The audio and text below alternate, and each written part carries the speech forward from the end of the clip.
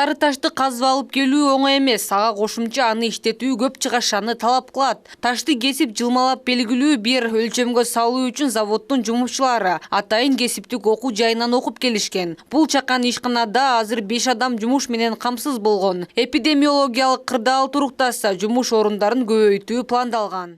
Иштеп атабыз, ушу айлыгыбыз орточо эсеп менен 30 миң. Ошо иш жакшы болуп атат.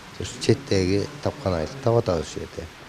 Жумушчулардын айтымында Сары ташка суроо талап 2016 жылдан тарта күч алган. Буга коңшулаш Өзбекстан менен Казакстанда ири курулуштардын сырты сары таш менен кооздолсун деген талап коюлганы негиз берген. Кыргызстанда сары ташты кайра иштетүүчү 80ден ашуун завод бар. Булардын баары Сырыоону өзгөндүн Жалпакташ айылынан алышат.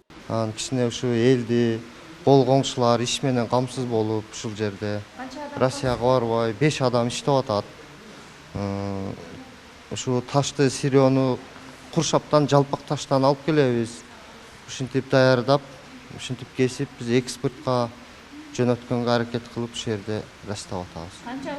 Жалпысынан Жалпакташ аймагында сары таш казылып алынуучу 34 карьер бар. Бүгүнкү күндө алардын ичинен туруктуу иштеп жатканы 18. Кыргызстандын түштүк облустарында сары ташты кайра иштетүүчү 62 завод бар. Алардын көпчүлүгү Ошто. Облус боюнча 26 ишкана бар. Каракулжадагы бул чакан ишкана 3 миллион сом насия алып, ага сары ташты кайра иштетүүчү жабдык алган. Кыргызстандагы сары таш иштетүүчү заводдор кубатына жана жабдыктарына жараша 10-20 миң чарчы метр сары ташты экспортко чыгарат. Экспорт багытында ишкерлерге жеңилдиктер берилген. Таш кесүү, ташты кайра иштетүү боюнча аларга дагы мына биз жакынкы Казак, Өзбекстан мамлекеттери менен бизде атайын келишимдер бар. Аларга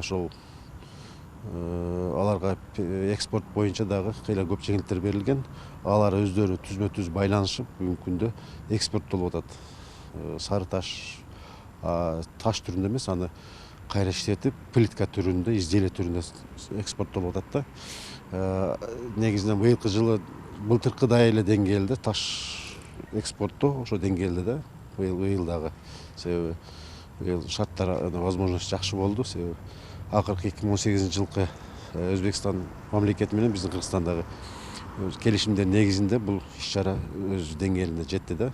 Ата мекендик өндүрүштү колдогон жана айыл чарбасын өнүктүрүүгө багытталган долбоорлор өз жемишин берүүдө. Ишкерлерди колдоо керектигин, экономиканы көтөрүүдө алардын салымы жогору экендиги айтылууда. Гүлнур Арапбай кызы, Самат Сайдаматулу, жаңылыктар.